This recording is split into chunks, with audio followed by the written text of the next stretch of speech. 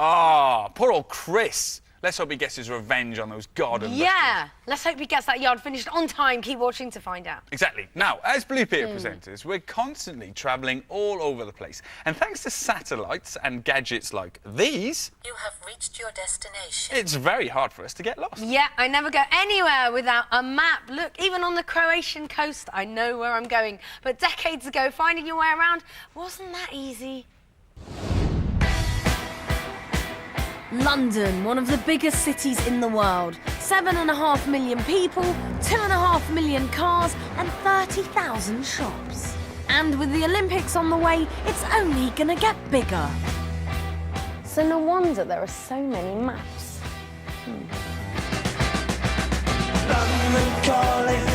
And there's a good reason for all those maps. With nearly 70,000 streets in London, you couldn't find your way without one. But what if all the maps were out of date? Or worse still, there weren't any maps at all? Huh? Would all get lost.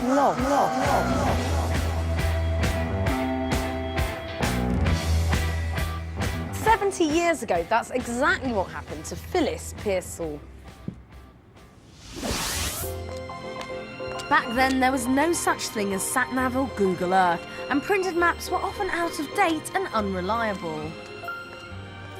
On one rainy night in 1935, Phyllis was trying to find her way to a party, from her flat to a house in a trendy area of London named Belgravia. But the newest map available was from 1919 and was years out of date.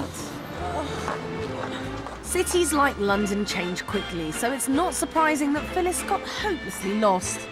She eventually made it to the party, late and soaked from all the rain. From that moment on, Phyllis vowed to do something about it. She decided to create the most up-to-date map of London that had ever been published.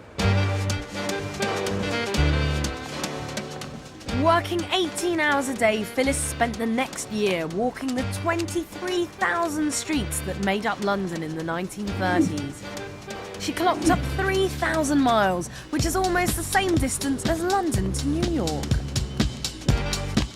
Working alone, she logged street names, house numbers and landmarks. The only help she had was from a draftsman who helped to draw up the finished maps.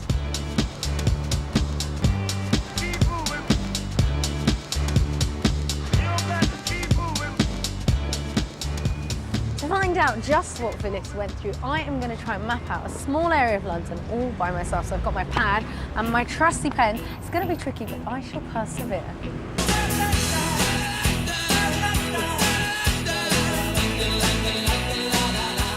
I quickly realised just how much I took maps for granted. It was really hard trying to work out how all the streets connected together.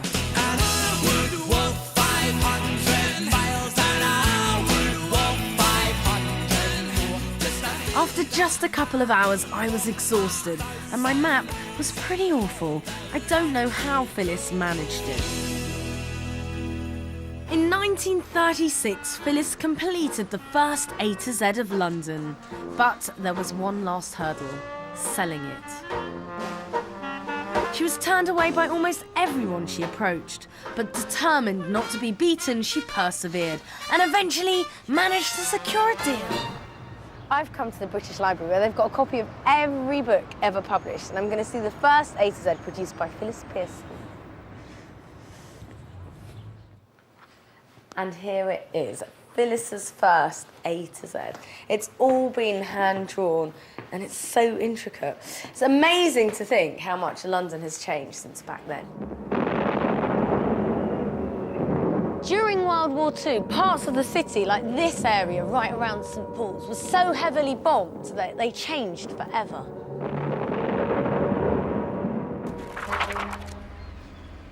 Until the 1980s, the Docklands was the industrial heart of London, but it's now been redeveloped with houses, offices and shops. In the 1940s, there was no TV centre here in Shepherd's Bush. It arrived in the 1960s. Hey, look, there's the Blue Peter Garden. The E to Z has been updated and republished many times over the years to reflect the changing face of London. 70 years on and Phyllis's maps are still in fashion, thanks to her I won't get lost on my way to a party. But get this, now I can get a map of London on my mobile phone. I bet she would have loved that.